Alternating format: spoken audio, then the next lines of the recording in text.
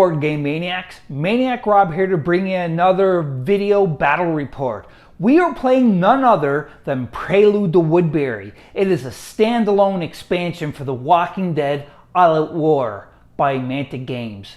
This takes place in the comic book series, not the hit TV series, but the hot, hit, incredible comic book series. In this Prelude to Woodbury, who you are is none other than Brian Blake. Anybody who don't know that, he's the governor. That's right.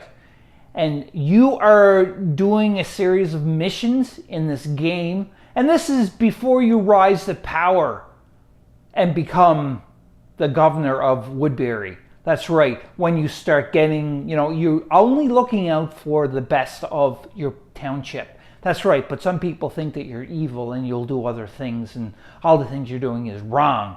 But Brian Blake just looks at it as this is better for the community.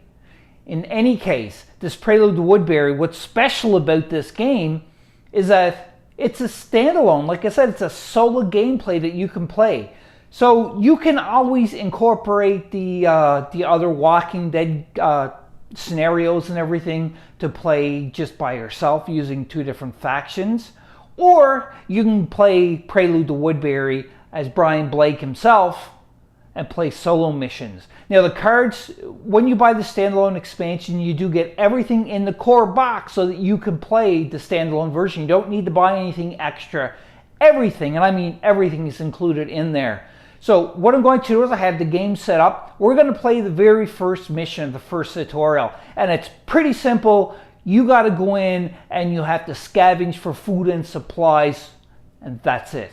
That's all you got to do. So we're going to have to pick up all the supply counters or supply secret objectives. Well, not secret objectives, just the supply counters. There's 3 of them in this mission.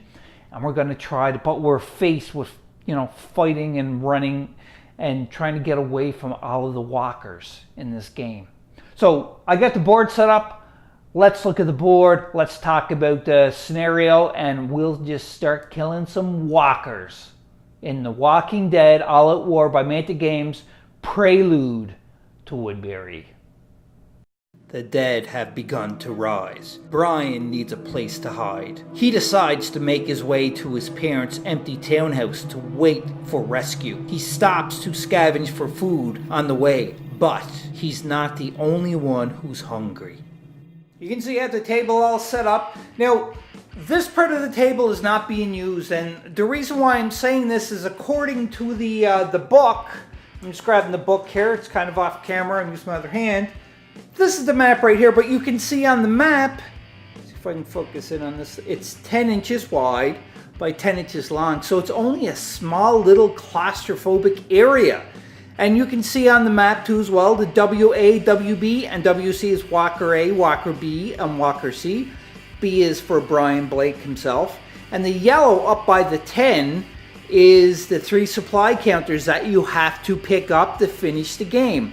You start the threat track at 1, and all of the cards are marked for solo, and you only use the supply cards, not the equipment cards. Brian does not start with any weapons whatsoever. We're going to look at Brian's stats. He's a pretty powerful character, even when he's just starting on his own. But as you can see, Prelude to Woodbury Part 1. So this is only the Part 1 that we're doing, and then we're going to continue on with Part 2 and so on, just so we can show everybody what the solo mission is all about for this, The Walking Dead All Out War by Mantic Games. I'm excited for this. The table is on, this here is probably like a 2.5 by 2.5 square that I built. You've seen this in the other Walking Dead battle report that I shot already. But the area that we're playing in is not this entire board. I just set it up just to make it look better on camera. Well, I think it looks pretty cool. But the area alone that we're playing is only this 10-inch by 10-inch square. That is it. It's only a small little area that we have to work with. So we have to really, really be careful here and pick and choose our movements and exactly what we're doing, because the walkers, they can get to you pretty quick. So we have to try to be as quiet as possible. You can see here again, that is 1, 2, 3 of the supply counters. I said 2 here. I actually pointed to the walker, but the supply counter's right there. And that's what we have to pick up. Once we pick all of these up, it's not that you could say you finished the game, but don't really say what you have to do. But what I'm going to do is pick them up, and then I have to make my way back out of here. And the reason why is we're going to say that this here townhouse right here is Brian Blake's parents right here. So he's going to go in, he's scavenging, he's sleeping there, so he comes out, tries to scavenge, see what he can find, and come back out and make it safety into here so that he can rest up and refuel and eat and hydrate and, you know, hopefully find some weapons there and so forth for the next mission. Not that these missions are all linked together, because if I find any special weapons in this one, I'm not going to have it carry over to the next one. We're going to try to play this exactly as it is in the book. As always, if I make any rules mistakes, please just let me know, comment down below, refer to the page number for the Prelude to Woodbury or the core rulebook, too, as well, for the Walking Dead All Out War. And let me know how I made a mistake, because if it wasn't for you, the viewers, I may not be playing this game right at all after 1 or 2 games, because you educate me, and that's very important, I find. Thank you very much for doing all of that. And remember, if you like this video, subscribe for more content. Hit the subscribe button, pretty simple, and you'll be able to see more content. And during the duration of this channel, the life of the channel, which I don't think it's ever going to end, because I love playing board games and tabletop games, I'm going to be giving giveaways. I'm going to have giveaways. So just click the like, click the subscribe, and share it with all your friends so that you can see other great battle reports like this one. I've got all my stuff set up, what we need. So I have some white dice. Red are the most common. This is a panic die. And these are more rare, almost as rare as what the white is. This is to do tests like a jump test and, you know, hold your nerve and so forth. We'll get into that as we play the game. I have the event. Now, these are special event cards for the Prelude to Woodbury. You can see in the upper corner, right here, it says solo. So that means that all of these cards are meant for solo mission only. And we have the supplies. Now, on the supplies, what it does say in the book is you have to use that special icon for all the supplies only. That special icon you can see right there, right beside to the right of bandages. It's a zombie head. And that's all should be in here is the zombie head supply cards. That is it. I have the back of the core rule book, or this for your quick start. It's a quick reference. I've also got the rule book right here and quick reference to here, just in case I get stumped on something. My kill zone template. And we have the Walker card, your range ruler, measuring ruler, and also Brian Blake's card. Let's go in for a little closer look on this and how powerful he is. Brian Blake, this is before Woodbury, so he didn't discover Woodbury yet. It's Prelude. It's leading up to Woodbury. As you can see, his health, he has 5 health. His nerve level is medium. His melee is a white. His shoot is a white, and his defense is 2 red. So he does have pretty good starting stats. Now, he has a special rule too as well, tenacious. And what that means is when Brian loses his last wound, roll a black die on a shield, he remains in place, standing with 1 wound. That can be very helpful for sure. Because if he gets his last wound, it's done. And if he gets the shield, then hey, he's not dead. He's still in the fight. That's right. And he's a support, just to let everybody know that that's what his classification is a support. You can see he has a head item on his left and right hand. He's got a holder for a body, a spot I should say. And his pack, he can hold up to 3 items in his backpack. And that is it for Brian Blake before he became the governor. That's right. Woo! I'm excited for this game. Let's go and start the gameplay. You can see Brian Blake is right here. This is the yellow line. So it don't say this in the book, but we're just going to do it so that after I pick up the supply crates that I showed you, he does have to make it back here, because then he's going to be able to go around into his townhouse, or his parents' townhouse, abandoned townhouse, that's right. And that's Brian Blake. Let's take a look at the miniature. All the miniatures for Walking Dead, I really like the quality of them. So you can see that's Brian Blake. Now, it's not WYSIWYG for this, which means what you see is what you get. Because if that's the case, he'd have like a, a 45 or a 1911, and also like a knife, a kitchen knife or something. But he don't. This is just to make him look more dramatic into the miniature. He's starting off with no weapons whatsoever. Oh, hopefully he's going to be able to find some weapons and, take out these walkers or at least maneuver around. But from where it's only a 10 inch by 10 inch square, it's going to be really, really hard to maneuver. So let's just start this off, shall we? In turn 1. Brian has to be very, very careful because it's such a small little area. He has to play this as intelligent as possible so that he can try to sneak in, get the loot, and get the heck out of Dodge. Hopefully he's going to do that. So I think what Brian's going to do first is he's going to sneak up here for the first action. Now, a sneak is up to 4 inches, but I don't have to move up to 4 inches, and I don't think I want him to move the full 4. You can see here that a full 4 inches will get him right on the barricade, but I'm not really wanting to do that because one of these, I'm not even on camera, jeez. One of these walkers, when they start moving, it could cause some problems when I pull an event card if it says for the walkers to move. So I'm thinking Brian is going to go, because he's got to play this as smart as possible. Let's move him up 2 inches, so roughly, let's put him like right about here. So Brian, let's get you up to about here only for your first action. Now for your second action, I'm thinking he's going to have to try to get some of these walkers to move out this way because he don't have a lot of space to maneuver around, and he's got no weapons. The only melee he's going to be able to do is with his fists, and zombies can be, or walkers I should say, could be really, really hard to get rid of by just using your fists.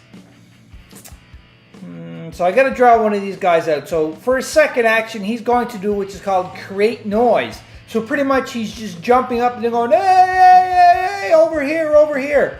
And what happens is whatever zombies with the closest within 10 inches, they get to move a shamble in a straight line to whoever's making the noise.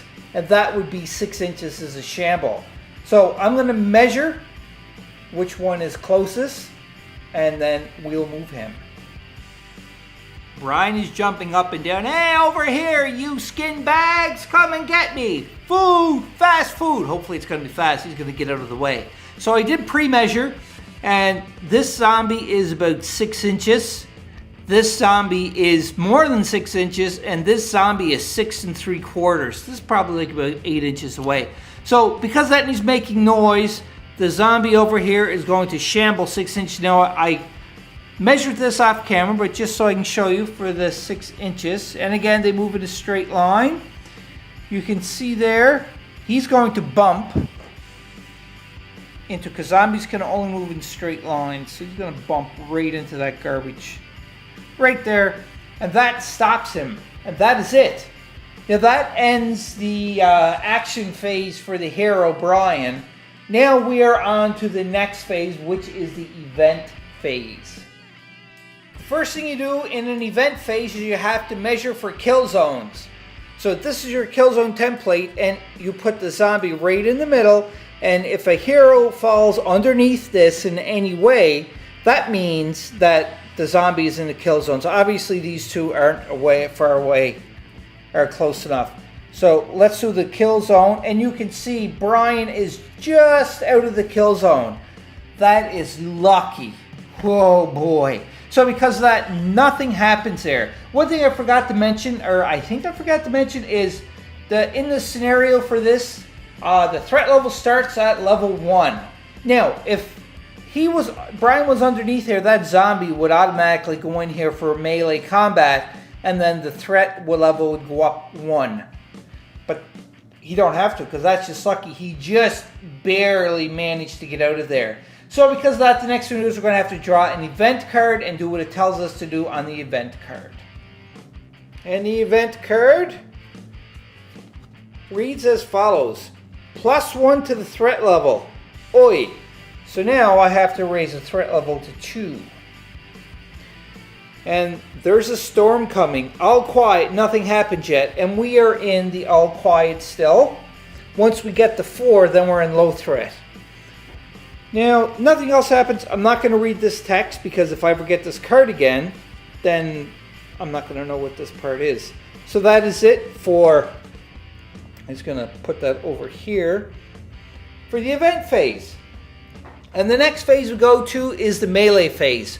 But with this melee phase, as you can see, nobody is in melee combat. And that ends the melee phase, then it's end phase. There's no prone walkers or anything. So that is the end of turn 1. We are on now to turn 2. For turn 2, Brian has a choice to make. Now, the easiest way to get to here, or the shortest way I should say, is to go this way. Now if he runs, it's going to create noise. But if he sneaks, then there's no noise made. But the only thing about this is that if he goes here to sneak, he's going to definitely be in the kill zone for the zombie. So I'm thinking what Brian is going to do, again, he has to think this really through carefully because of the small area. He's probably going to just sneak this way, so he's not going to be in any kill zone of any zombie. I think that is the best way to go. Measuring for his sneak, you can see, so he can sneak now. He just goes past the barricade, so he can stop like roughly anywhere around this area, which he's going to do, and hopefully that is not going to cause any issues for him. So that's his first action. Now his second action, he's not going to make any noise, because if he makes any noise, well actually if he made noise, then this zombie, he would walk around though, because he's already kind of touching the obstacles. So I don't think he's going to take a second action. He's actually, oh, I know what he's going to do for second action. He's going to do what's called hold your nerve. Now I've never done this yet in this solo mission. So let's go to the rolling box and I'll show you what hold your nerve is. For hold your nerve, you're going to take a black die and you roll it. If you get a shield, you can drop the threat track down by 1. If you fail, nothing happens. So this is going to be a second action for Brian. Give me a shield, baby. No. So nothing happens. He at least tried to hold his nerve. So the threat track still stays at 2, and that ends the action phase. Now we're on to the event phase. For the event phase, we're going to take our kill zone template and check. Obviously, he's not in anywhere near there. And he's not in there too as well. He's not under there, but there we go. But Brian is just moved, so he's just outside of it, and this guy's far from him. So because of that, nothing happens. There's no melee going on, so we draw another event card. Second event card of the game for turn 2. Roamers, all quiet and low threat. Move 1 Eldritch Walker towards the nearest survivor. That sucks. So this is called Roamers. So now we have to go back to the board and we have to move 1 Eldritch Walker. And Eldritch means any walker that is not tied up in melee combat. So we have to move 1 walker closer to the hero. One good thing about playing a solo mission is that you are able to move the walkers yourself. It's your choice, whatever walker. If we're playing a 2-player game, then the opposing player will choose which walker, and obviously they're going to have to move the walker that will cause the most havoc to the other hero or the other team. But because of this, they're going to shamble 6 inches. Now I can move him, but because he's touching a barricade, he already touched that, he has to go here and here. And that would get him tied up. He, 6 inches. Now, we didn't measure this yet, but just to show you, if he shambled, he's going to be in 2 as well. Now with him, with the straight line for that walker, What that walker is going to do is I'm choosing to go with him, and he's going to stop right here because he hit the obstacles. The garbage bags and the tent are stopping him from moving anywhere else. Now, because we already did the check the kill zone, because if that was second on it, and obviously if we check the kill zone here, you can see Brian would be in it and he'd be locked in combat. But because we have to do that first according to the rules, this does not apply. Now, Brian's plan is starting to take shape and some form here, because that's it. We'd go on to the melee phase, but I don't think anything is in melee range. Let's double check. Actually, I think I do have to measure for kill zone, so that would be melee. We'll see, but I think you have to be base to base for to do the melee. One moment, I'll double check. Just double checked. Again, I may make some rules mistakes as we go along. The last time I played this was probably about 2 or 3 months ago. No, it was in August, and it is now November. So yeah, it's been a while since I played this game, so I don't have a rules refresher. And back then, in August when I played it, I was just learning the game too as well. But I just double checked the rules, and you can't put, whoops, I just hit that.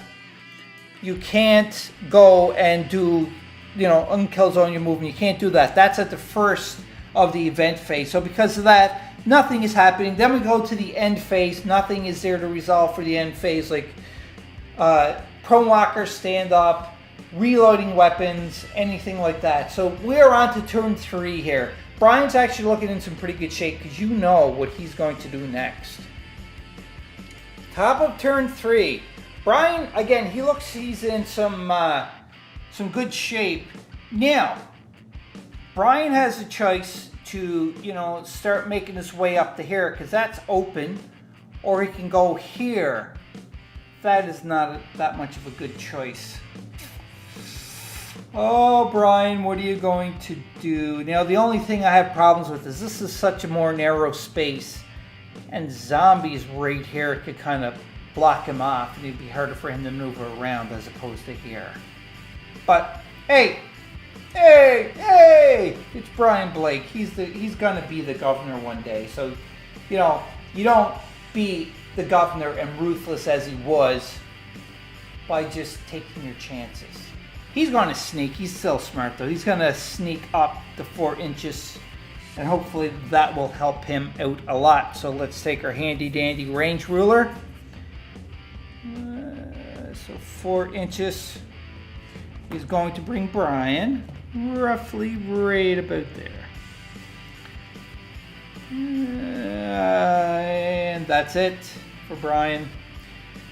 Yeah, actually, right there. He wants to hug the corner of that truck because I'm not liking what this is looking like right here. All right, so that's Brian's first action. His second action, he's going to try to hold his nerve yet again. Okay, Brian, you can hold your nerve this time. Yes, he's got it. So the threat track goes down by 1. By the way, you can lose if you get up to 13, 14, up to 18. I thought it was right here, but it's here actually. 18, and then you're dead. Game is over. That will be it.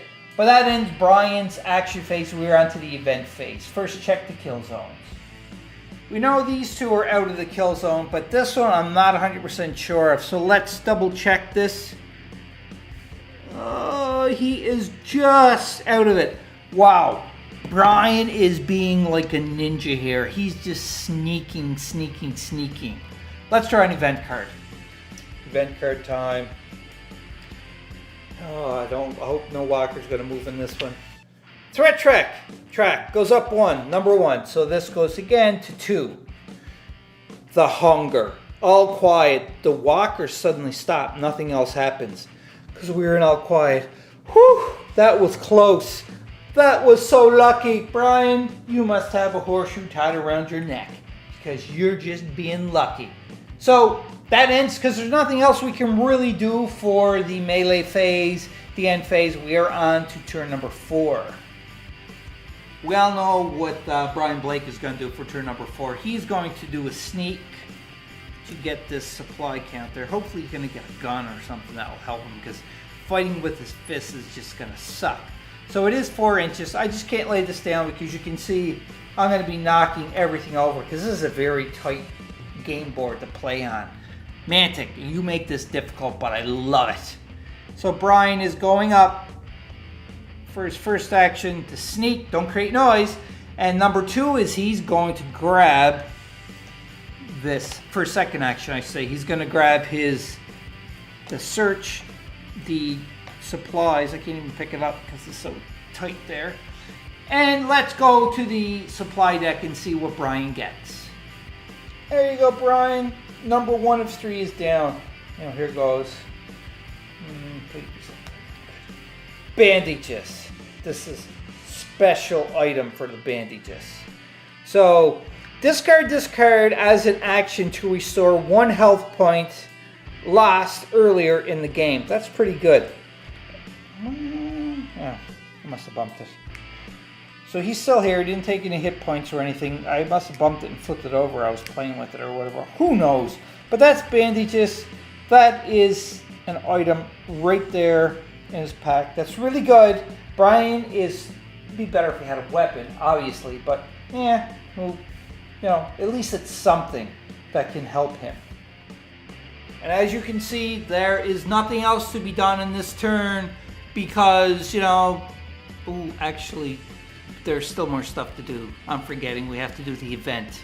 Just try to avoid it. So kill zones don't make a difference. Well, yeah, you can see he's not even in the kill zone. So anyhow, we're on drawing another event card now.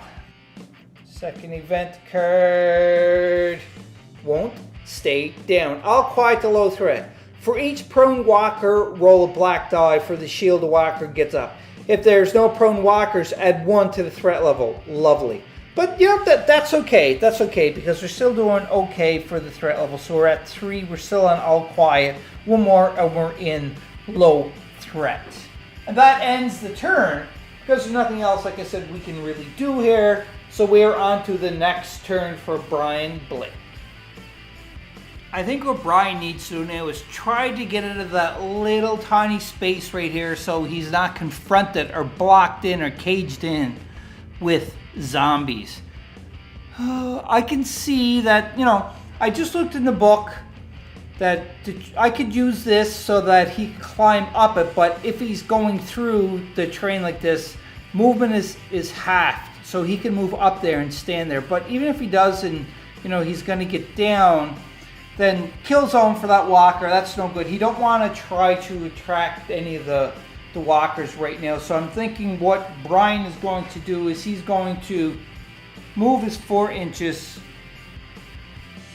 just like that. He's going to go back here. He's going to hug that truck just like that. And that is Brian's first action. For his second action, again, he's going to try to hold his nerve to drop that threat track down. Let's go, Brian. Drop the threat track. He does. Whoop, whoop. There you go. So it goes from 3 to 2. So it's still keeping it all quiet. It's looking pretty good for Brian. Looking pretty good. That is right. So now we are on to the event phase. Now there's only 1 walker that I can kind of think of for the kill zone, which is right here. And Brian is clear, obviously. So now we're going to draw another event card. Event card time. Distracted, all quiet. The walkers suddenly stop, nothing happens because we are still in all quiet. Not too bad. And there's nothing else. So Brian seems to be, maneuvering his way around. He's going to get pretty lucky. He could probably going to go for this one next, but then this is where he's going to have some problems. So hopefully when he goes here, he may find some useful item, like maybe a bat or a gun or something, just to help fend off them walkers. Who knows? We're on to the next turn, and Brian is going to just sneak again to 4 inches, I'm thinking. Brian did his sneak of 4, but he kind of kept it a little wide because he's kind of within the same proximity of all 3 of the walkers here, and he don't want to get into any kind of combat with him until he can find a weapon, hopefully. So that ends his, well, actually no, because that was his first action. The second action again, he's gonna do, you know, hold your nerve, like usual. Hold your nerve, come on. No, nothing happens. Oh well, he tried. We're on to the event phase. Let's check the kill zone for these. Check kill zone number 1 for the walker. I'm trying to find it where there he is. Just outside, lucky. This one don't look so promising. Oh, just on the edge. I thought he was definitely going to get in combat with that one. Next one, where are you at? And he's safe. Whoa, that's some fine ninja tuning skills you got there, Brian Blake. We shouldn't call you the governor. I think you're starting to become a ninja. A black ninja. Wearing all black and hiding in the darkness. And then you're going to find Michonne eventually and take her swords and then use them to decapitate the walkers. That's what I'm thinking. Anyhow, we got to draw an event card now. Brian's been lucky so far. Hopefully, his horseshoe is helping him a lot. Let's go see what this is. There's a storm coming. +1 to the threat track, so that again goes back up to 3. And all quiet, nothing happens yet. I don't like that yet part. And as you can see, there's nothing else to be done here. We're on to the next turn for Brian Blake, the ninja. For Brian's, what he's going to do is he's going to sneak. So I don't want to get close to this walker, and I don't want to get close to this walker. I'm trying to keep in between, so for the kill zone, nothing's going to happen. So he's going to just go up his 4-inch sneak move to bring him about there. Hopefully, Brian's going to be safe. Now, he's a little bit further away than him, so I think Brian is going to be sneaking, but kind of hugging the side here. Hopefully, he's not in this zone, and it looked like he's not in that kill zone. But that was his first action. Second action, you know what he's going to do. Okay, Brian. Threat level 3. Drop it down, baby. No, he don't, so it stays where it is. Now we're on to the event phase. Let's check the kill zones. Now, obviously, he's not. Possibly. So let's look at this one first.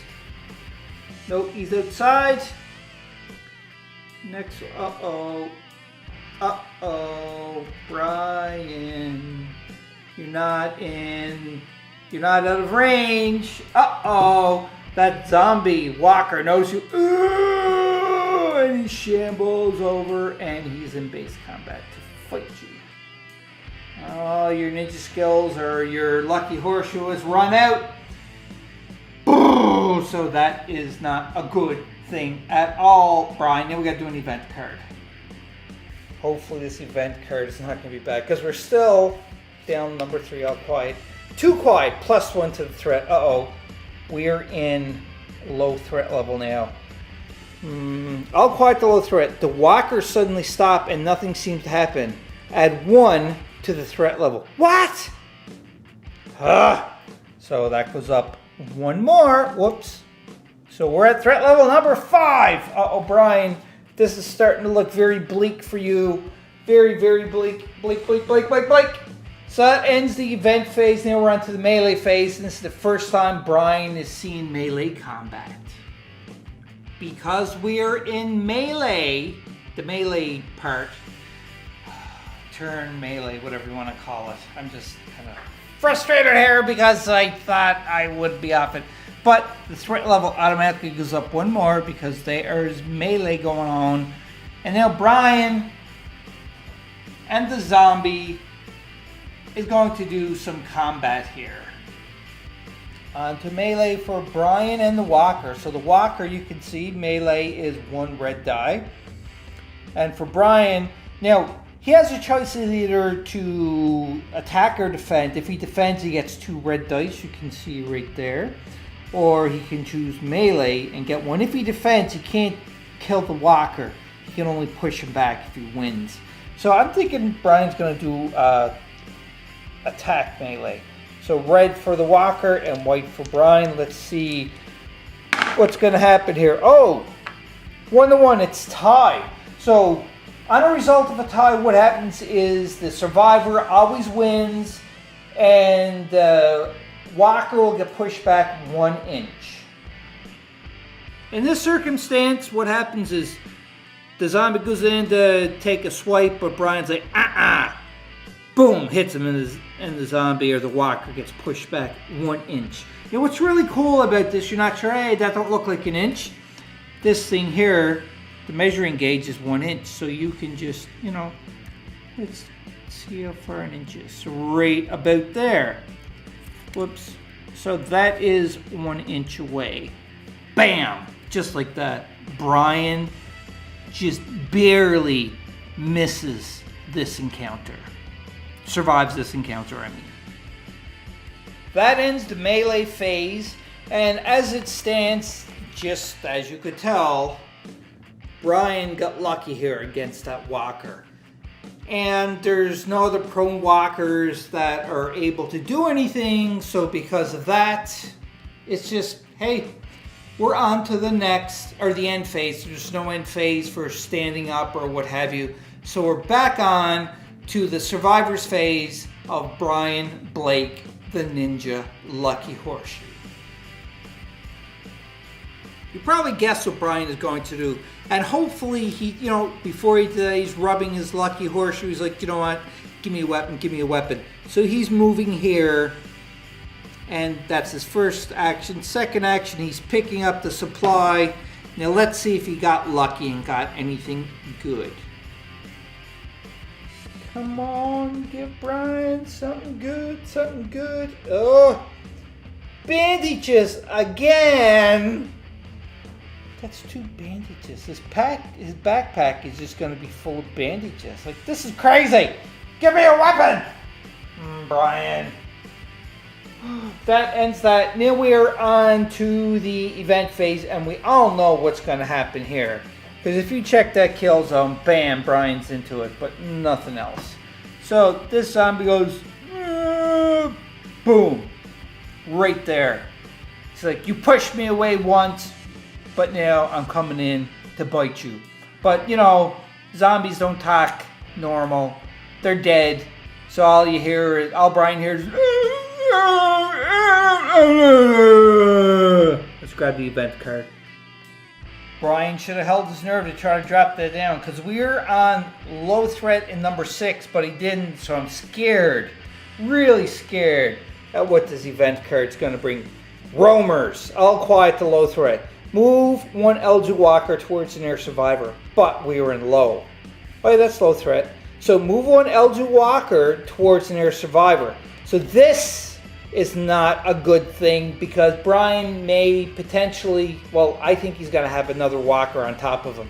Let's go to the board and look.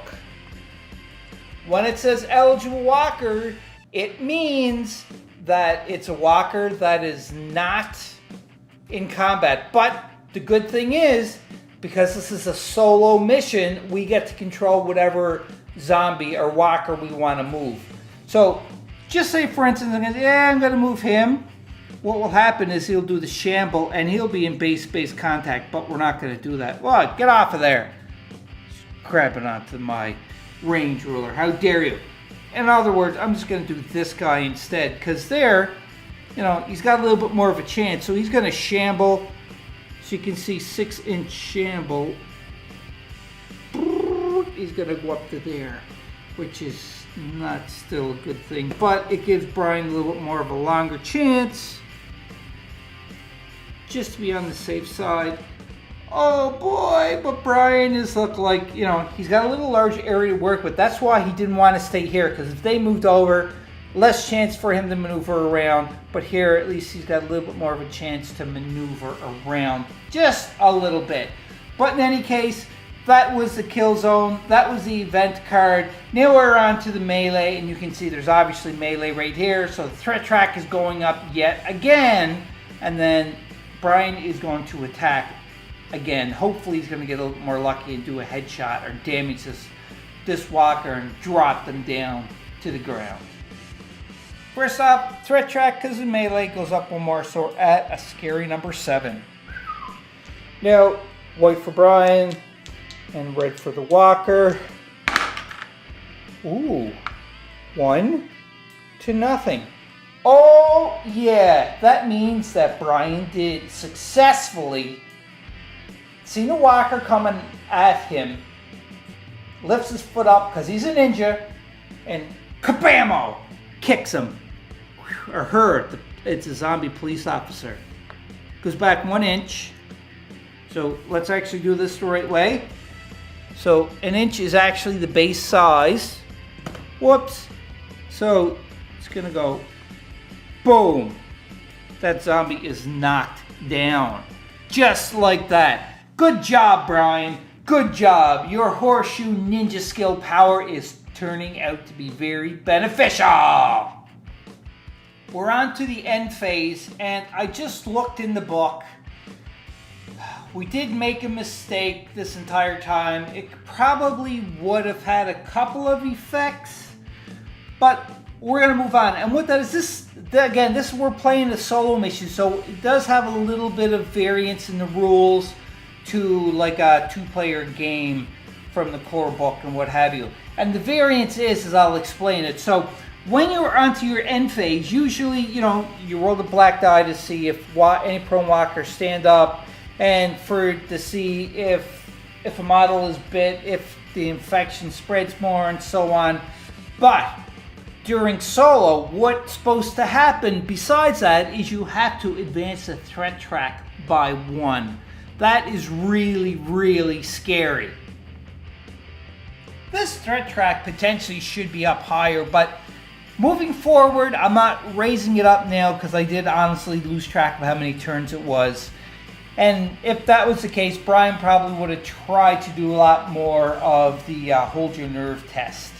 But he didn't, and we're just moving forward. So from this point down, because this is the end phase, we are going to move that up one more. So we're almost in medium.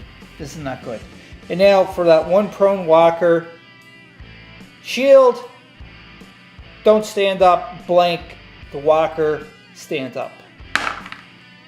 Blank, the walker stands up. My mistake. You can see there for number 4, the end phase, roll the black die for each prone walker. The shield, it stands up, blank, no effect. So therefore, it was blank, there's no effect. So that walker stays prone. Thank goodness for that. That ends this turn, so we're on to the next turn. Now it's Brian's turn. This is really, really bad. I have to really think on what Brian should do here.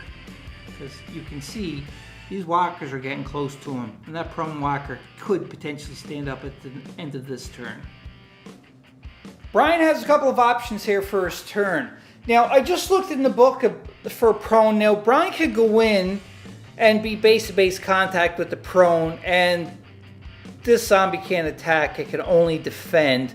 And no matter if he rolls a headshot or not, as long as he beats the score of what the zombie walker would roll, then that walker is removed from the board. Now, that there is something that could possibly look like a good idea. Or he could just squeeze by and get this supply crate, which would be the last supply crate that he has to get. But as I said in the first of it, even though he picked this up, don't mean the game is over. I should have said that in the first place. But I made the rule that after he picked it up, he had to make it to the yellow line to win the game. Oh, what's Brian gonna do? Should he try to just reduce the number? No. Do you know what? No. He's going to go up, he's going to grab the supply crate, and hopefully it's going to give him a weapon that will help him. So he's moving up. Sorry, I kind of bumped it, but there's enough room for him to get by. He picks up the supply crate. Now let's see what it does for what he gets. Hopefully something good. Not bandages yet again. Even though bandages are good, because if he gets attacked and, he loses, he can always heal. Third and final supply crate. Oh, almost grabbed the event. Supply it is. Are you serious? Another bandage. Like, I shuffled these cards too, like crazy. But now he can't hold anything else in his pack because he has the 3. And I did shuffle these, but it's just more bandages. Bandage, bandage, bandage. So that ends the hero phase. Now we're on to the event phase. Let's check the kill zones. Hopefully Brian is not in that kill zone of that zombie with the orange vest. You can see, oh wait, I didn't even have it on properly. So there he's in the center. So he is just out. I'm kind of teetering onto the fence, but he's just out. Either case, that is so lucky for Brian. Like, I almost was certain, well, I was certain that he was kind of stuck into that kill zone, but he's not. He managed to just hug the fence just enough so that he wasn't able to be killed. That's good so far. So that is it for that. Now we have to draw an event card. I'm not liking this event card. I'm saying not liking it. I'm not liking drawing an event card because it's going to be bad. I know it is. Here goes. I don't want to draw it. Pandemonium! +1 to the threat level. So it goes to medium now. So, ooh, that's not good. And it says, we're on medium. So we read this one. Medium threat roll. Roll 2 blue die and move that many eligible walkers towards the nearest survivor. Then, blue walkers enter the play. What? So 2 blue and move, and then roll another one, and another zombie walker will enter, or that many zombie walkers. I don't like this. Oh boy, oh boy. Okay, so let's do this first. Please give me blanks. 4! But we only had 3, but the only eligible walkers are these 2. Brian, I think, is in a lot of hurt, so I'm going to have to measure for that one. So I'm sure that 2 as well is going to be 6 inches, because that is a shamble. Look at that, obviously. Yeah, the concrete in it, yeah. So I've got to make some room here. So just move that over. Whoop, not even on camera. There we go. So Brian Blake got 2 zombies on him. This is not good at all. So now I take 1 and see if another zombie will enter the board. 2 more walkers enter the board. Holy crap, this is very bad. Very bad. But again, this is the circumference, so I can put them here, but this is where he has to make it to, so that's probably not a good idea. I'm going to put the 2 of them right there.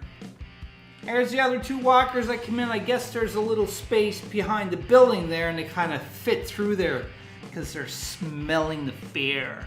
They want to eat the flesh of Brian. Whoa. I did not like that event whatsoever, the event phase. That's horrible. Okay, whoops, I'm just breaking everything up now because I'm getting angry. I don't like this. I'm getting angry. All right, so that ends the event phase. Now we're on to the melee phase. So no matter how many walkers are here, you still only raise the threat by 1, but it still goes up 1. And now this is going to be some pretty bad stuff going on here, because I'll show you in a second. Because Brian got to fight off 2 walkers. Not 1, 2. Threat level first goes up to 10 now. We're starting to climb pretty steady and fast. This is not good. Because Blake is outnumbered, because there are 2 walkers that are trying to bite him. Usually 1 walker gets 1 defense, or 1 die. 2 walkers get 3, and you can see 3 get 6, 4. And again, this is horrible. It can go up to 15 red die. That's really bad. But right now it's 3 red dice. I'm glad Brian got some bandages this time. There's the 3 red dice for the walkers. Oh, they all rolled really well. So you got 2 hits and a bite. and 2 more hits. So that's a total of 4 right here. Brian he's going to defend because you can see right here 1 melee or defense is 2. So hopefully he's going to hold just as good. Well, he gets some of them. Are you kidding me? Nothing. Oh, this is hurting. So that's 4 hits Brian suffers. So, and a bite. So he just automatically flips over. And he got 5, that's 2, that's 3, and that's 4. He's almost dead with that 1 attack. Oh, that hurts really bad. Since Brian lost that combat, he does get pushed back 1 inch, and he does suffer the bite, which can cause more of an infection, and he takes the 4 hits too as well. Very bad for Brian. Oh, I think he dropped his horseshoe somewhere. Uh-oh. He should study the art of Kaufu, the cowardly art of running away. That's right, Kaufu. You heard it from me. In any case, that is the melee, and we're on to the end phase. So at the end phase, threat track goes up 1. So we're into number 11 now.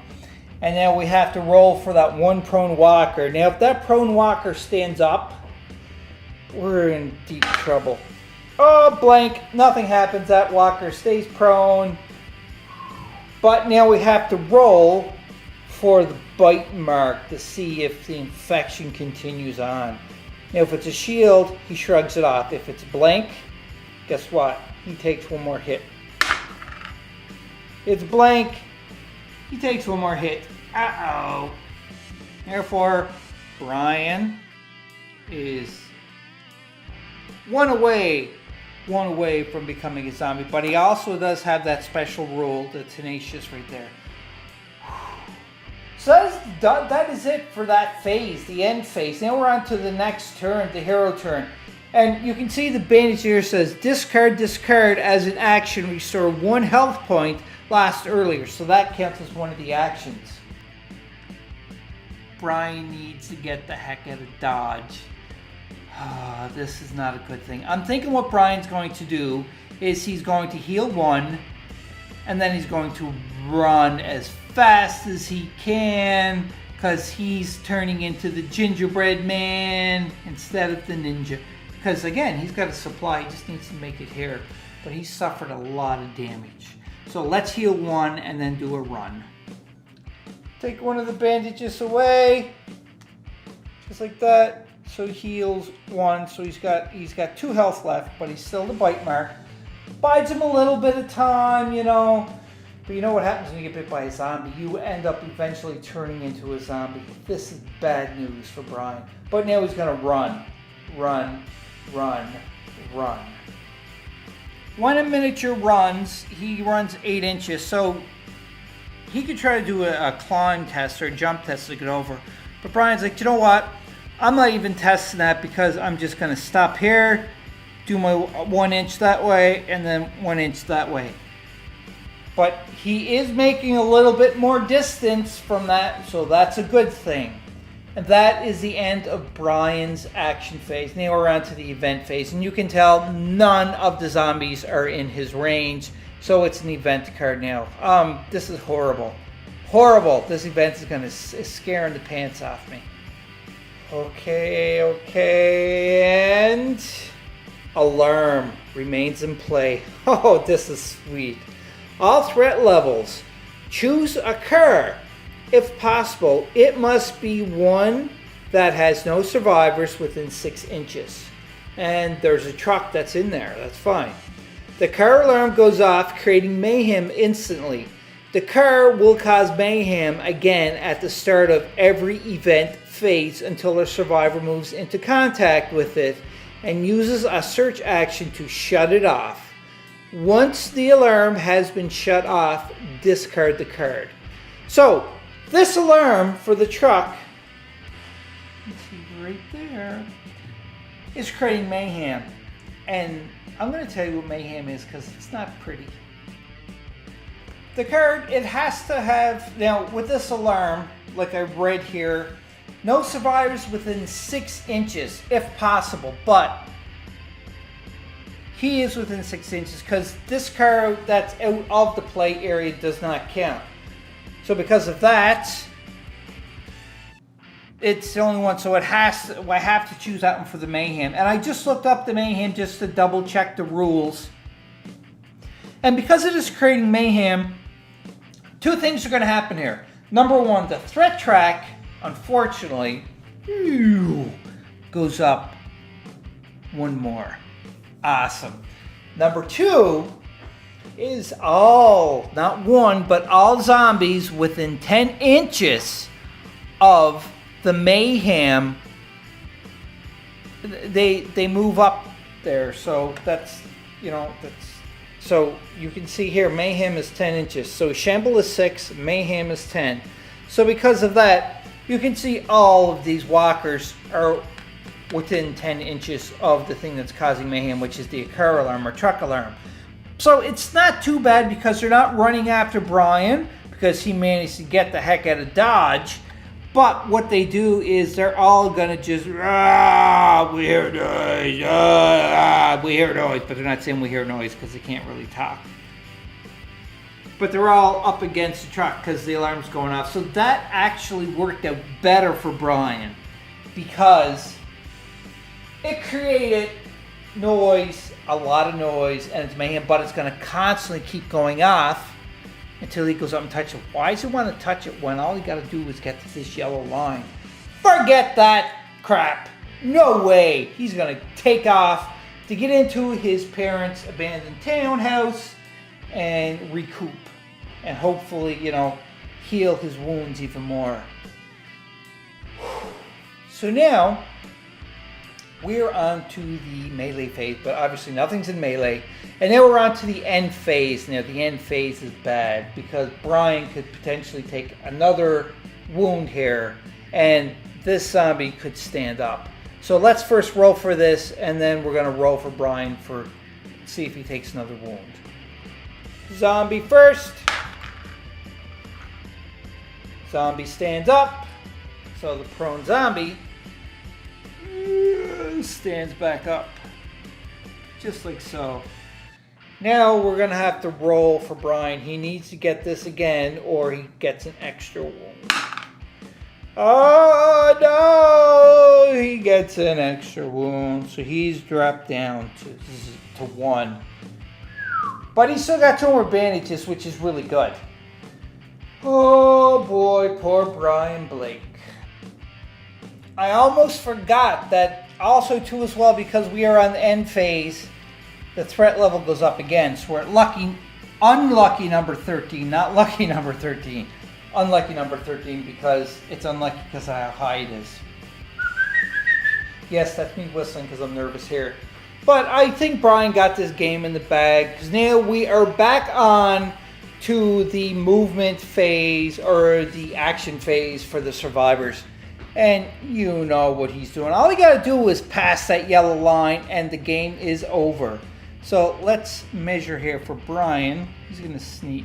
And you can see even by sneaking, Brian is able to go, oh, he's gone. He passes the yellow line. The crowd goes wild. The zombies go crazy. This alarm is still going off and it's driving them crazy.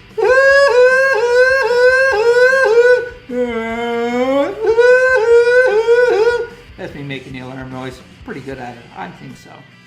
Wow.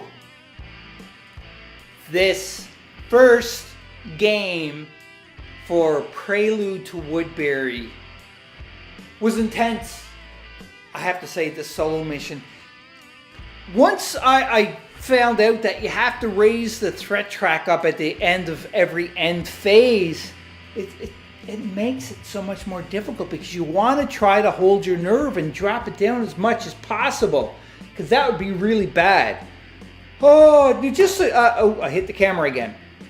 Just a quick thing. Now, this is medium threat. If this was able to move up and we continue, that'd be high threat. Brian has the nerve of medium, which means that you would use the panic die for that. So you would roll it and you would do whatever with this symbol. whatever symbol, you'd have to look it up and tell you exactly what it is. That's why you want to try to drop the threat track down even more, because that's really bad. And it didn't help any that Brian got outnumbered in the corner there by the other two zombies. Like, imagine if this zombie was up. I'm sure Brian would have been dead. That would have been it. Brian, but then again, he has the ability of tenacious, and he may recover one of his wounds. But in any case, he did manage to make it to the finish line. So now he's just going, I'm going into my parents' abandoned townhouse. And I'm going to stay there. All the windows and doors are boarded up. I'm going to drink any water I have, eat some food, heal my wounds, and move on. Hope you enjoyed the game, Board Game Maniacs. I really enjoy The Walking Dead All-Out War by Mantic Games. It is a lot of fun. I never played a lot of games, but every game I played of this, I'm liking it more and more. So if you want to see the other videos that I played where I did the tutorial missions from the core rule book, or the core box set, find them on Board Game Maniacs channel on YouTube, and you can view them too as well. I really like this solo mission. I can't wait to play the second solo mission in this Prelude to Woodbury. Hopefully Brian will still get lucky and manage to escape, or, you know, succeed in whatever he has to do for his objectives. Whew. I gotta go and, you know, like, sit down and take a break and just relax, because that was pretty intense, I have to say. Woo! And as always, Board Game Maniacs, if you like these videos, you want to see more, please like, share the video across all the different platforms of social media, and most importantly of all, subscribe to our channel to get more great content.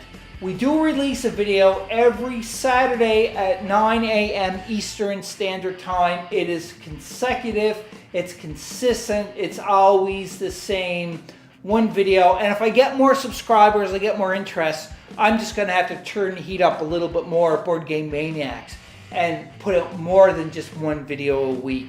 So hit that subscribe button, show some love, you know, and I will just keep continuing playing these games and bringing entertainment to everyone that is watching this, and also entertainment to myself for playing this game.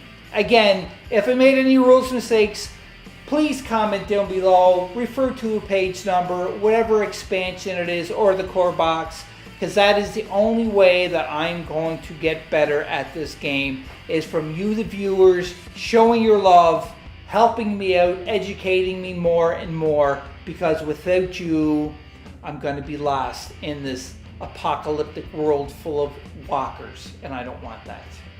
So until next time, Board Game Maniacs, talk to people. Communication is key. It's very important in any type of life or living. But most importantly of all, you know what I'm going to say.